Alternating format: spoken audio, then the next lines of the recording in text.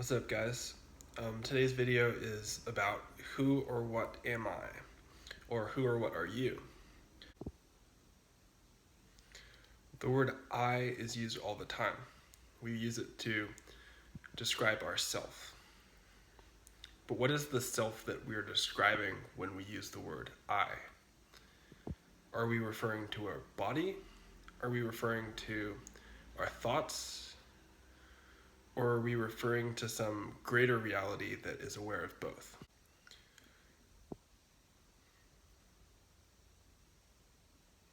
If we are our body, then we are self-aware in the sense of we're aware of our body, but we're also our body.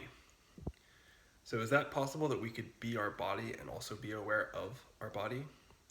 Or does the awareness of our body necessarily imply a split between the I that is aware and the body that is in the content of awareness? If we look at our lives, we can see that everything that is happening, that we're experiencing, is appearing in our own awareness. That's not just our bodies, but also everything that we experience, be it a light, be it our cars, be it our wallet, be it our computers, our cell phones. Whatever we're experiencing, that's showing up within our awareness. We are aware of what we are experiencing. So if I am not identical to my body, what am I? And where exactly am I? Can we locate ourself somewhere in our experience? Can we say this, whatever it is we find, can we say that that thing we find is ourself? Well, not really, because whatever we find, we're going to be experiencing and we're going to be aware of it. So we're going to be transcendent of that thing that we find by the fact that we are aware of it, that we are experiencing it.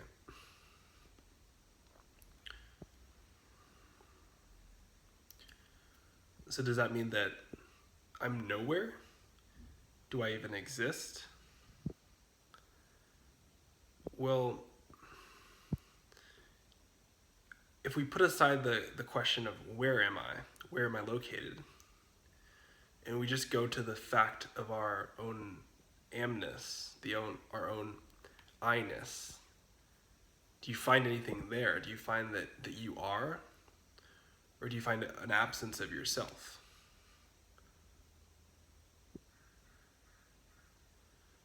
I find that I am present. And I imagine that you would find the same. I don't think you would find that you weren't there. And if you found that you weren't there, wouldn't you be the one that were there finding your own absence? So you would be there anyway. So often the way that we describe our experience, we describe it in terms of our self merged within whatever particular thing we're describing.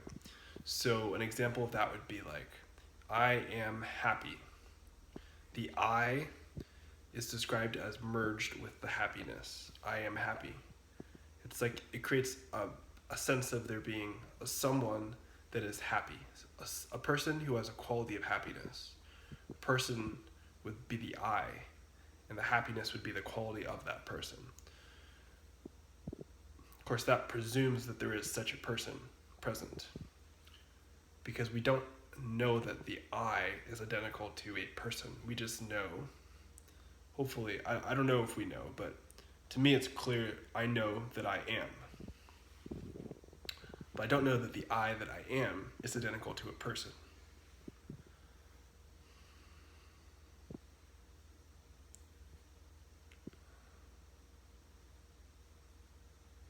So another example of describing our self as merged with experience would be, I am angry. The self merges with the anger in that description. Or, I am guilty. Same thing. So that's a contradictory description, because if I were the anger, I wouldn't have been aware of the anger, and I wouldn't be back here saying I'm angry.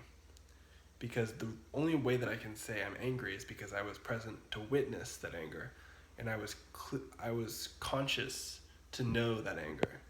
So I wasn't actually merged with the anger in that moment. I was its witness, or the knower, or the consciousness that knew or experienced that anger. And then later on, there's a thought that formulates that experience as I was angry. If we think of our daily lives in the context of this is all within the content of my experience, it really changes the way we see it changes the way that we see reality, and it changes the kind of severity or intensity of the content of what happens within our lives. Because if what's happening in our lives is all that's real, there's no perspective or context within which that is happening. Like everything is so immediate and pressing and intense, like from morning to night, everything that we're experiencing feels absolutely viscerally real in the most ultimate sense.